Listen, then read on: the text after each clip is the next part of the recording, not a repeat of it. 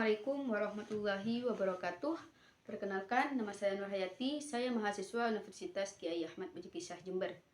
Saya prodi Pendidikan Agama Islam semester 4. Nah, di sini saya akan memenuhi tugas UAS mata kuliah Kapita Selekta Pendidikan dengan dosen pengampu yang terhormat Bapak Dosen Ahmad Rosidi MPDI. Nah, baik, di sini langsung saja soal yang pertama, yaitu analisislah tantangan terbesar pendidikan di Indonesia pada era Suciti. Sertakan argumentasi Anda berdasarkan konsep human contract dan pemanfaatan teknologi dalam pendidikan. Nah, baik, di sini saya akan menjawab pertanyaan yang nomor 1.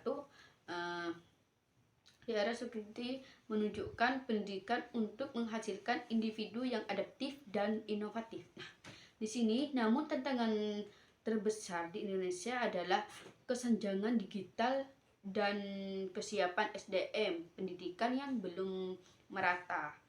Dari perspektif human contract dalam studi Islam, pendidikan harus menjamin akses yang adil bagi setiap individu yang mengembangkan fitrah atau bisa disebut dengan potensi alami mereka. Nah, sebagaimana prinsip ada atau bisa disebut dengan keadilan dalam Islam, namun di sisi lain infrastruktur dan literasi digital yang belum merata menciptakan disparitas antara perkotaan dan perdesaan. Konsep seperti yang menegaskan human contract seperti berbasis pemanfaatan teknologi mensyaratkan proses pendidikan yang tidak sekadar transfer pengetahuan, tetapi mengutamakan nilai-nilai kemanusiaan dan adaptasi teknologi secara inklusif. Oleh karena itu, kebijakan pendidikan harus memastikan teknologi menjadi alat pemberdayaan, bukan instrumen eksklusi. Nah, baik, di sini pertanyaan yang nomor 2, yaitu bagaimana Anda menilai kebijakan Merdeka Belajar dari perspektif keadilan dan pemerataan pendidikan? Berikan contoh konkret dari implementasinya di lapangan dan refleksikan keefektifannya. Baik, di sini saya akan menjawab pertanyaan yang nomor 2, yaitu jawaban saya, kebijakan Merdeka Belajar menunjukkan komitmen dalam mewujudkan keadilan dan pemerataan dengan memberikan fleksibilitas kurikulum serta otonomi kepada sekolah dan guru dalam memilih model pembelajaran yang sesuai dengan peserta didik. Namun, realitas di lapangan menunjukkan bahwa keefektifan kebijakan ini masih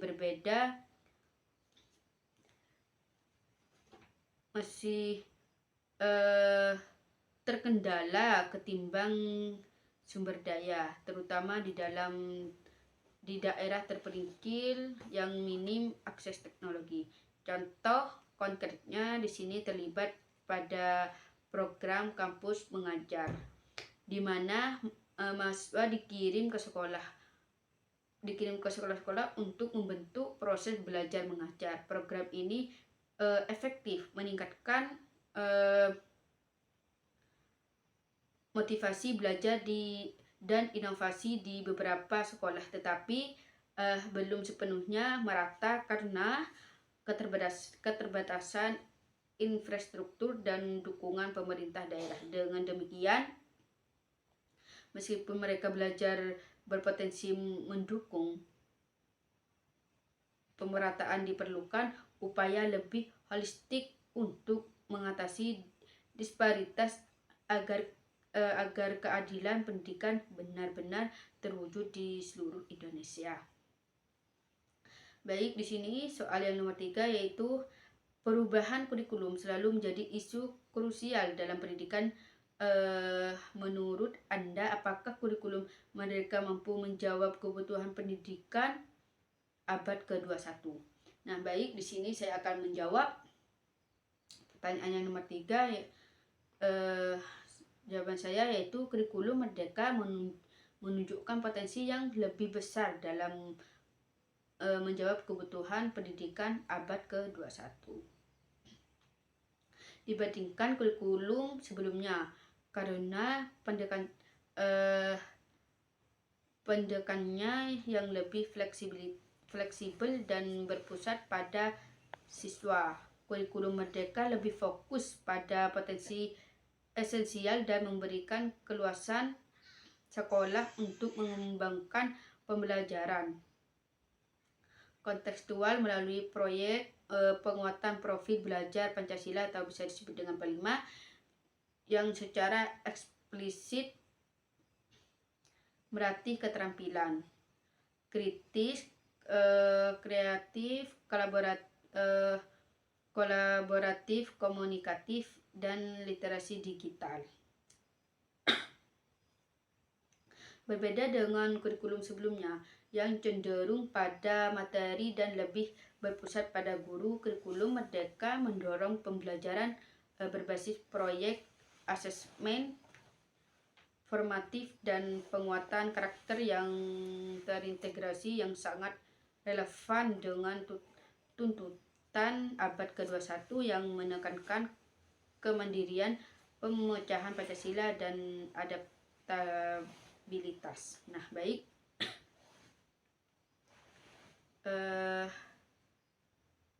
Soal yang nomor 4 yaitu